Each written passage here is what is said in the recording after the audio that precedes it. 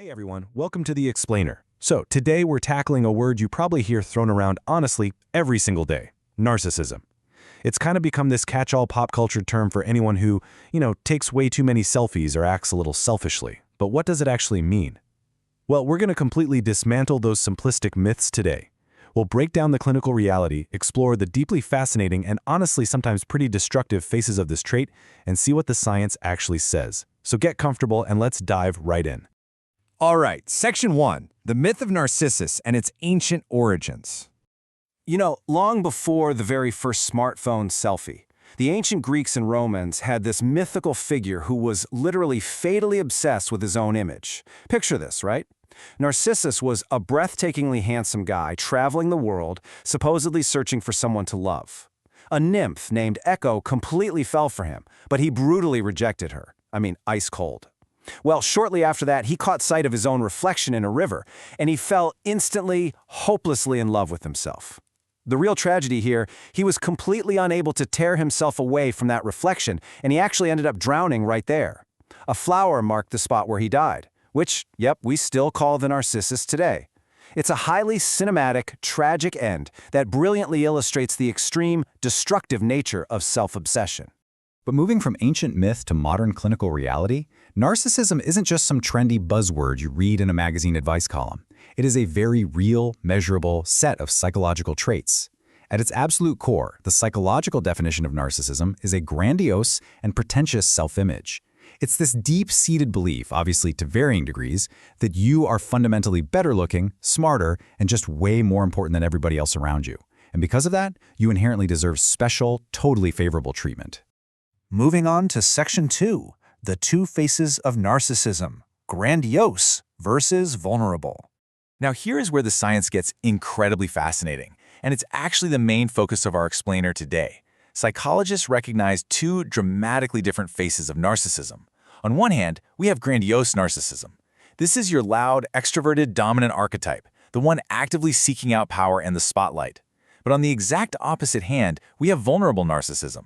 This type is quiet, reserved, and highly defensive.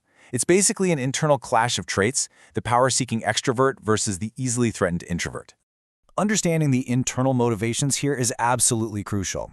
Grandiose narcissists are definitely the most common form we see out in the open. They actively pursue positions of power. They're often striving to become politicians, celebrities, or cultural leaders.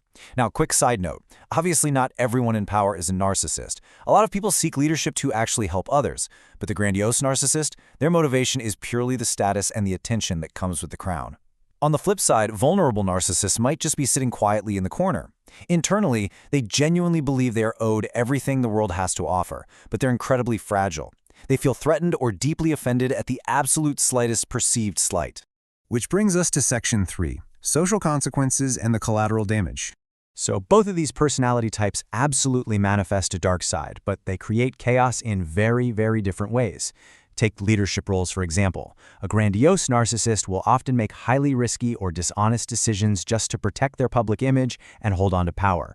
In contrast, a vulnerable narcissist might quietly sabotage their colleagues or act super passive-aggressively out of pure resentment. What about relationships? Well, the grandiose type might engage in blatant infidelity for the attention, while the vulnerable type is much more likely to emotionally manipulate their partner due to their deep-seated fragility and this constant need for reassurance. And when they're challenged, neither of them takes a step back to reflect. They simply become bitter and aggressive.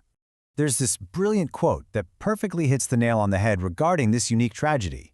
Narcissism is often described as a disease where the sufferers actually feel pretty good about themselves, but it's the people around them who do all the suffering. The collateral damage inflicted on friends, families, romantic partners, and society as a whole is severe. The narcissist's self-esteem stays perfectly intact, but the social fallout? That's entirely shifted onto everyone else caught in their blast radius. All right, Section 4, personality disorder, the clinical extreme. So far, we've just been talking about everyday personality traits, but pushed to the absolute extreme, this behavior morphs into a full-blown psychological condition called narcissistic personality disorder, or NPD. Consider this stark statistic. 1 to 2%. That is the estimated portion of the whole population that actually suffers from this severe clinical diagnosis, so it's quite rare. And interestingly enough, the data shows it primarily affects adult men. It's also a diagnosis strictly reserved for adults, mostly because, well, young people and kids can naturally be pretty egocentric as just a normal part of growing up. So what actually elevates a bad personality trait to an official psychiatric diagnosis? Well, the American Psychiatric Association's DSM-5 lays out very specific criteria. It includes a persistently grandiose view of oneself, a very significant difficulty experiencing empathy for others, a deep-seated sense of entitlement, and this constant, unyielding need for admiration. But what makes this a true disorder is that these traits completely hijack the person's life. They cause massive, debilitating problems in their day-to-day functioning. Let's try to make this clinical list feel a bit more real for a second. Imagine a reality where you view your spouse or your children not as people to love and care for, but purely as props, like literally just tools to extract attention and admiration for yourself. Or imagine a mindset where if someone, anyone, tries to offer you some helpful, constructive feedback, your immediate knee-jerk reflex is to aggressively tell them they are completely undeniably wrong. It is an incredibly isolated, totally defensive way of moving through the world. Let's move to Section 5, the origins of narcissism, nature and nurture. It leads us to the most natural question. How exactly is a narcissist made? Well, it essentially comes down to a specific three-part recipe. First, twin studies show a very strong genetic predisposition, even though we don't quite know the exact genes involved just yet. Second, environment matters immensely, particularly how parents behave towards the child. And third, cultural values play a massive role, specifically how a society balances the idea of individualism versus community. Let's actually break down those last 2 points a bit more. There's actually a direct line between specific parenting styles and those two distinct faces of narcissism we discussed earlier. If parents constantly place a child on a pedestal, shielding them from every failure and praising them flawlessly no matter what, this can actively nurture grandiose narcissism. Conversely, if a child is raised with cold, authoritarian parents who withhold warmth and affection, it can cultivate vulnerable narcissism. That's what creates that fragile, deeply defensive individual who feels entitled yet constantly threatened. And then there's the whole cultural timeline. This is some truly fascinating data out of the United States. Back in the 1960s, societal focus was heavily skewed toward common interest and community well-being. But moving into the 1970s, the whole self-esteem movement really took root. Fast forward to the present day, and we've seen this massive cultural shift toward intense materialism and relentless self-promotion. And guess what? Studies show that narcissism as a personality trait has measurably increased right alongside these shifting cultural values.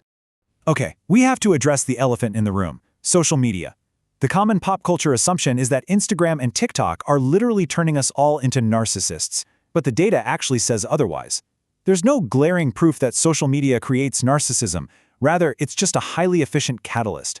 It provides an individual who already possesses these narcissistic traits with an incredibly effective tool for seeking social status and harvesting attention. Think of it as the megaphone, not the voice itself. Finally, Section 6. Can narcissists change? The road to improvement. So, the big question: can these deeply ingrained behaviors actually be unlearned? The short answer from psychologists is yes. But man, it requires immense work. It requires engaging in serious professional psychotherapy. It requires the active, intentional practice of compassion for other people. And most importantly, it requires a commitment to honest, brutal self-reflection. The individual has to genuinely want to care about others and be willing to look at their own negative behavior. Which brings me to a strike. Hey everyone, welcome.